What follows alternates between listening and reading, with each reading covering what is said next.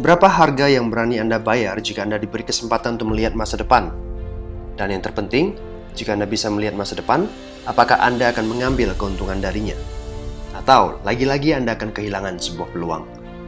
Saham yang seharusnya Anda jual, rumah yang seharusnya Anda beli, peluang yang seharusnya Anda ambil, tetapi tidak Anda lakukan. Mau berapa banyak peluang lagi yang akan hilang begitu saja? Mungkin ini adalah kesempatan terakhir Anda. Perhatikan baik-baik.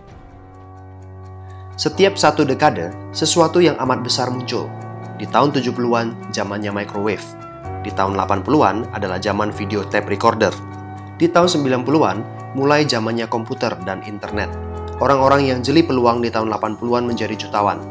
Mereka yang mengambil peluang di era 90-an menjadi miliarder.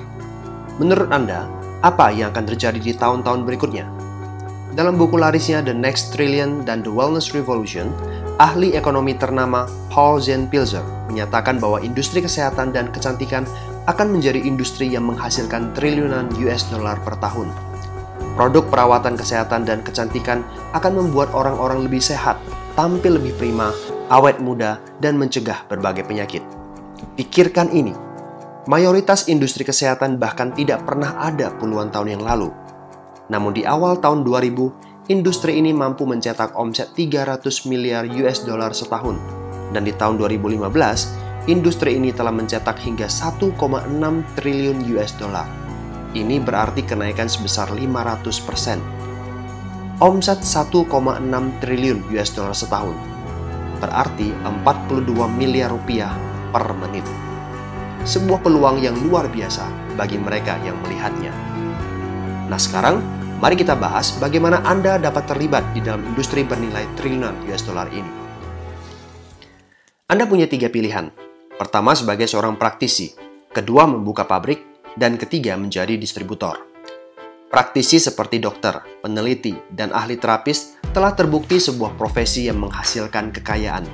Itu jika mereka mampu membayar uang kuliah dan mau mengorbankan waktu bertahun-tahun untuk mempelajari keahliannya. Membuka pabrik adalah sebuah bisnis yang bagus. Jika kita punya modal miliaran rupiah untuk diinvestasikan membangun pabrik, membayar hak paten, riset, ekspedisi, pergudangan, dan karyawan. Distribusi dan retailing? Tepat sekali. Keuntungan terbesar selama 30 tahun terakhir ini berasal dari mereka yang menemukan cara yang lebih baik dalam mendistribusikan produk, bukan membuat produk. Sekali lagi, mendistribusikan produk, bukan membuat produk. Orang-orang seperti Sam Walton, pendiri Walmart, Jeff Bezos, pendiri Amazon.com, dan Jack Ma, pendiri Alibaba.com, memiliki satu kesamaan. Mereka adalah distributor. Sam Walton menemukan cara konvensional dalam mendistribusikan barang yang sudah dikenal konsumen.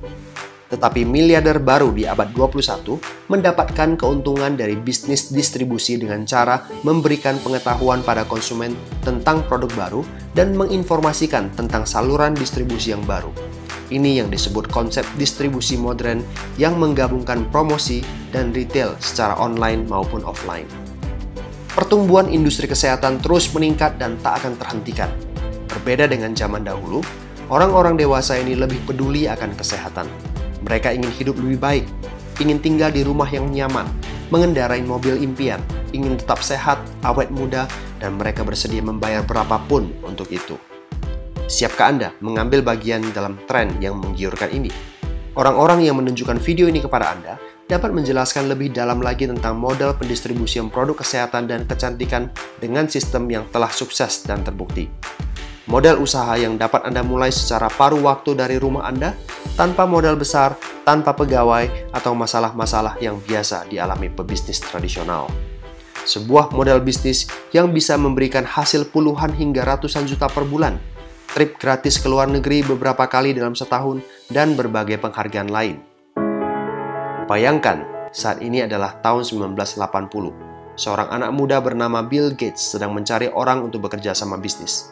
Dia berpikir akan ada ledakan permintaan terhadap komputer. Apakah Anda akan melihat itu sebagai sebuah peluang?